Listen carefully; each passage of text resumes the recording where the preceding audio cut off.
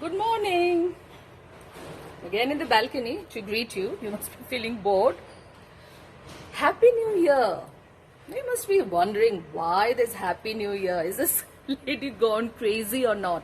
No. 15th of April is a New Year, Happy New Year, or for all the Bengalis. I mean, not only Bengalis.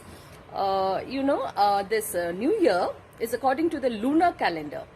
So it depends upon the monthly cycles of moon phases, and the English calendar which we follow is actually the Gregorian calendar or the solar calendar.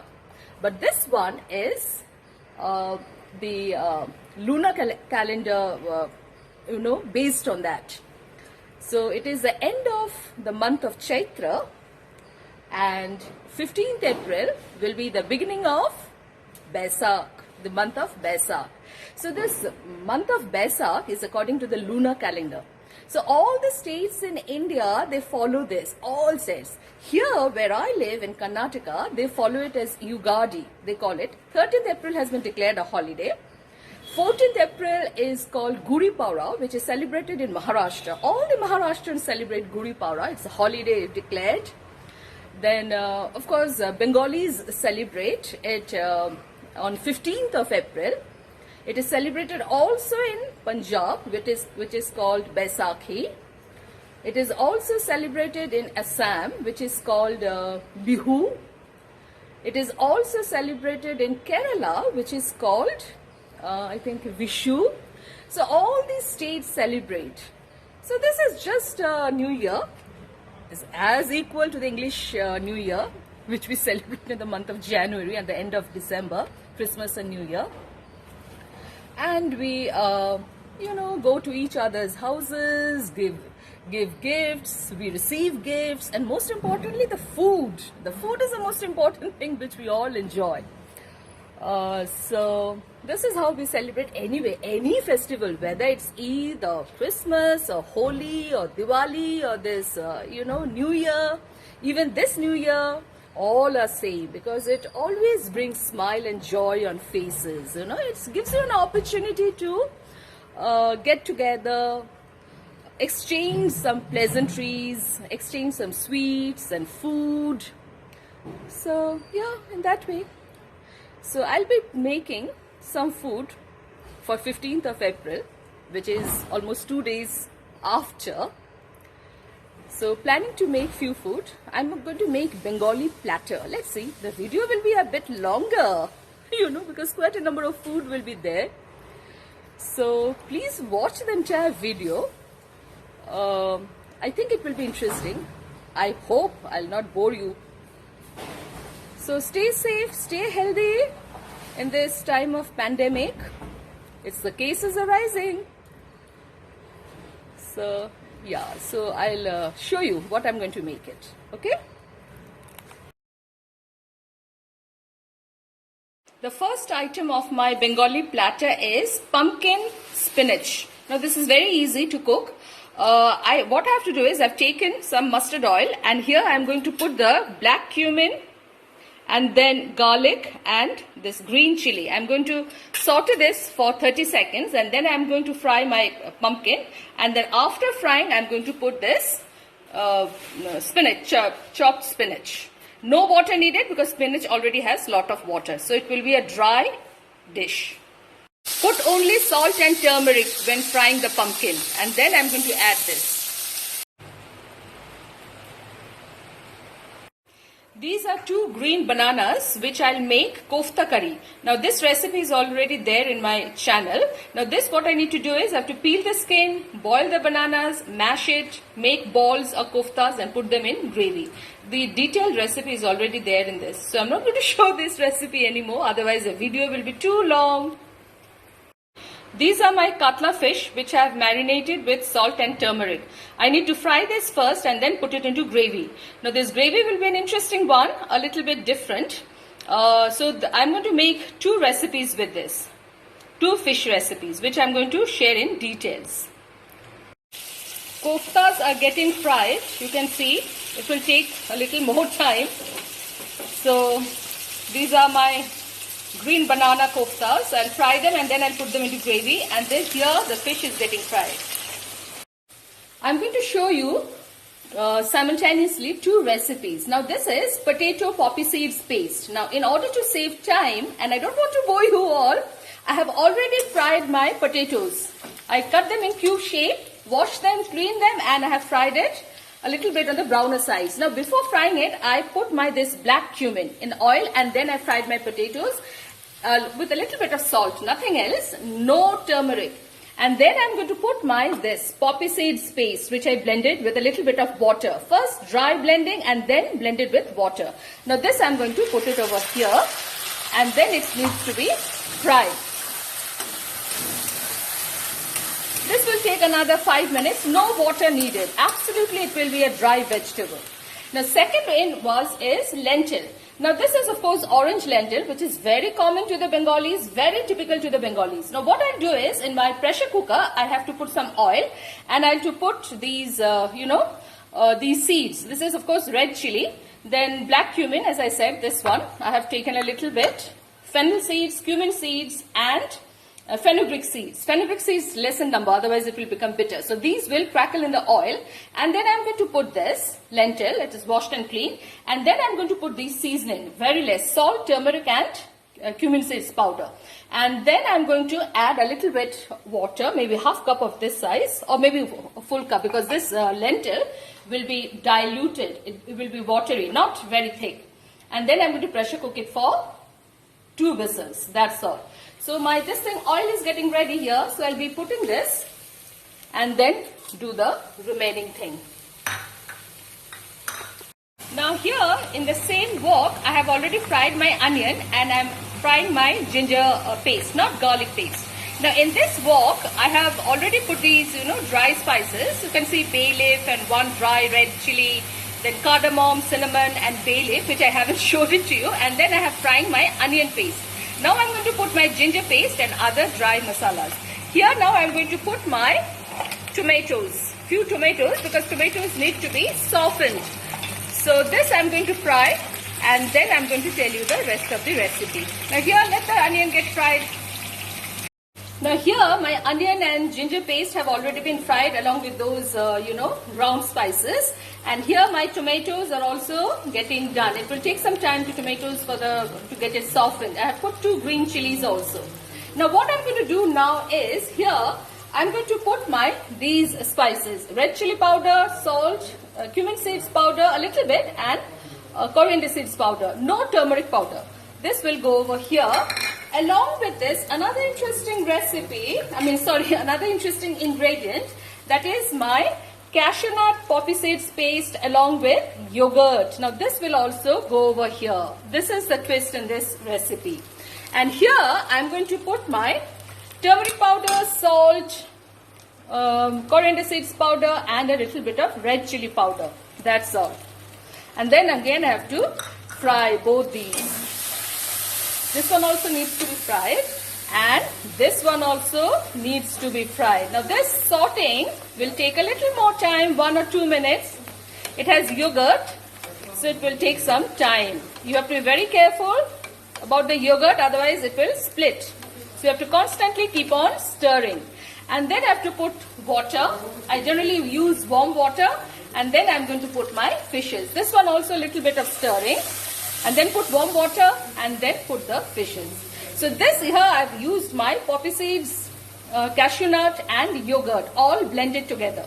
First you need to blend this thing first, poppy seeds first, and then the cashew nuts and the yogurt together.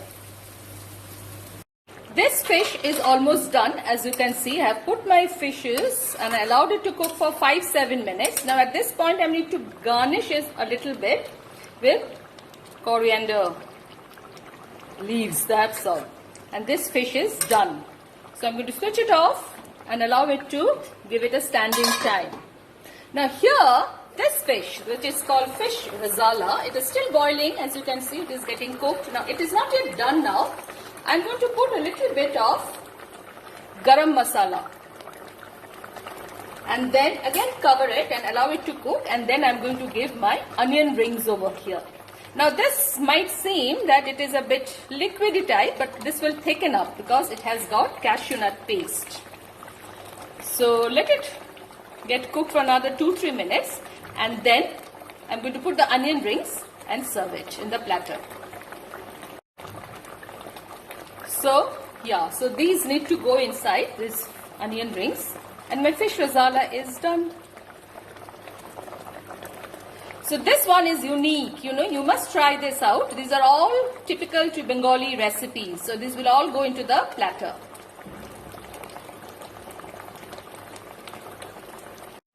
Now I'll be cooking chicken. Now this will be dry chicken, which is called chicken kosha. Now wash my chicken, and I need to marinate this with ginger garlic and green chili paste, a half spoon of coriander seeds powder, red chili powder and turmeric. And along with this will go my yogurt, beaten yogurt. Now this is quite a lot, you have to put this generously. Now this will get marinated for at least half an hour to 40 minutes. So more marination would do, better it is, but I'll put it for half an hour. Now by the time it will get marinated, now these are the things which I need to fry it in my mustard oil. Now I am using all my dishes with mustard oil because Bengalis most of the time they prepare their food in mustard oil. So I am making all the dishes in mustard oil. First I need to do this. Sorry, the plane is going. So by the time the chicken gets marinated, I have to fry my onion. These are 2 medium-sized onion I have taken. 1 tomato, that's enough, more than enough, because this chicken will get cooked in yogurt only. And before frying my onion, I have to put these whole spices. These are cardamom, black pepper, cinnamon, then bay leaf is also there. I think you can see the bay leaf over here. And what else?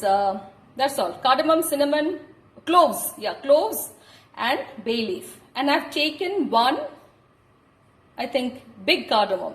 Yeah, so these are the things I have to crackle. I have to fry this first in the oil. Then I have to put my onion till it gets brown. And then I'm going to put my chopped tomato. Salt, I'm going to put it a little later. Now this will be, you have to remember, this chicken will be absolutely dry. Now by the time I'm going to tell you, my dal is already done. You can see it's quite liquidy. So this is the dal which you can have with steamed rice. As you can see, my onions have already turned a little brown, golden brown. Now I have also put tomatoes, which I have already shown it to you. Now this needs to be cooked together. Now tomatoes will take a little time, that's fine. Now what I do is I'm going to put this marinated chicken over here. Now I have to scrape everything. You cannot throw this. You have to scrape everything from here and then allow it to fry. You have to keep on frying it. Now I have not added any salt yet. On high heat you have to keep on frying it. All the things are given, so no problem. You have to keep on frying it. Now this chicken will not have any water because it will get cooked in the yogurt, and chicken already has a lot of moisture in it, so it will get cooked on its own. And now this dish requires a lot of oil also, so I have put 5 spoons of mustard oil. Now this way you have to get it cooked. You have to keep on stirring it, tossing and turning, tossing and turning, put the lid, tossing and turning, put the lid. This is way you have to cook it. This is a boring job, I know it. But trust me, it will be very tasty. It will be very, very tasty. So you need to have a little bit patience and time. Now let this cook for some time. I'll put the lid. Now I'm going to also put these 2 potatoes which I fried with turmeric. Now if you're not a potato lover like me, don't put it. That's optional, absolutely. Now see, my chicken has already started cooking. Now let it fry. Then I'm going to put this salt and then cover it. So I'm going to cover this lid, allow it to cook on high heat for 5 minutes. Then I'm going to again open it and then stir it, again cover it. Chicken and yogurt has released a lot of water. You can see it. The chicken is getting cooked. Now it has been cooking for almost 15 minutes and it will again cook for another 10-15 minutes more because all this water needs to be absorbed first in the chicken. So what I have to do is I have to constantly stir it, toss and turn. Stir it, toss and turn. I cannot fall asleep, otherwise it might get stuck at the bottom. The water is almost dried. I haven't put a single drop of water. The chicken got cooked in the yogurt and the moisture in the chicken itself. Now it needs to cook a little more, maybe 2-3 minutes. Now at this point I'm going to add a little bit of garam masala powder. Already I put that whole garam masala, but still I need. And of course, coriander leaves a little bit. You can skip it if you want, but I'm putting it. And then I have to cover it and allow it to cook for another 2 or 3 minutes, and then the cooking will be done. This dry chicken is ready. This is called chicken kosher. This is the final look of chicken kosher. Now, or dry chicken. Now, I have already put salt when I was stirring and frying in between. I forgot to mention that. And in the lentil also, after it gets cooked, please put coriander leaves. I forgot to mention that. So, I thought of, starting my camera again and tell that. So, this is the final look of chicken kosher. I have fried my prawn with little bit of salt and turmeric. Now, I did not fry it for a very long time, because if you fry the prawn for a very long time, it will become very chewy and rubbery. So, just 30 to 40 seconds frying I have done. Now, here, as I have told you, I have done that paste, poppy seeds, coconut, yogurt, green chili. I have done a paste, fine paste. Now, here, I am going to add this salt and turmeric. You can use, put red chili powder also if you want. And then just turn it like this. It will take some time. And I'm going to put a little bit of mustard oil as well, because this goes really well with mustard oil. Now, after doing all this, then I'm going to put this over here in this paste and then allow it to steam in the wok. Now, when you steam it in the wok, don't forget to put the ring inside the wok and then put the steel container.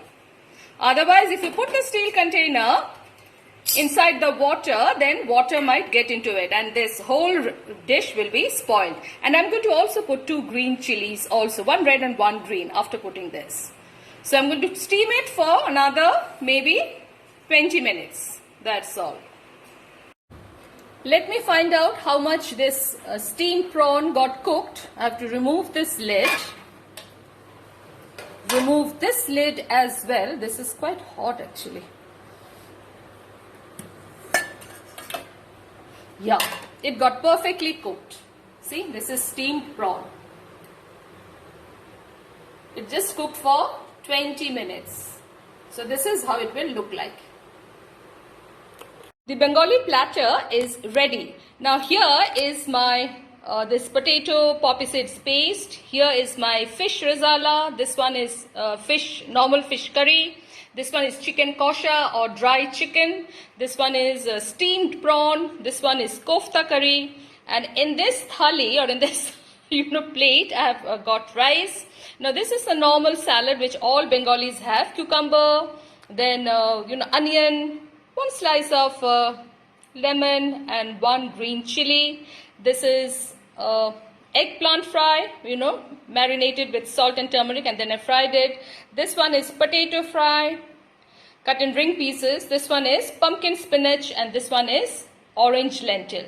So this is the Bengali platter. Now there are so many dishes which have been left out. I could not make it.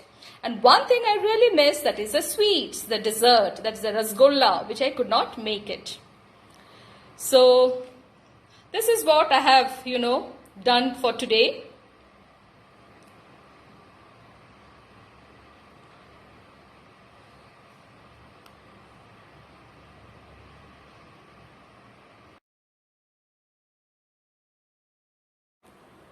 These are the few recipes I could make, for this Bengali New Year, which is happening on 15th of April.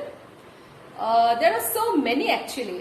For example, there's a very popular recipe called shukto, which in South it is called avial. So that is also very popular. I could not make that because I did not get time.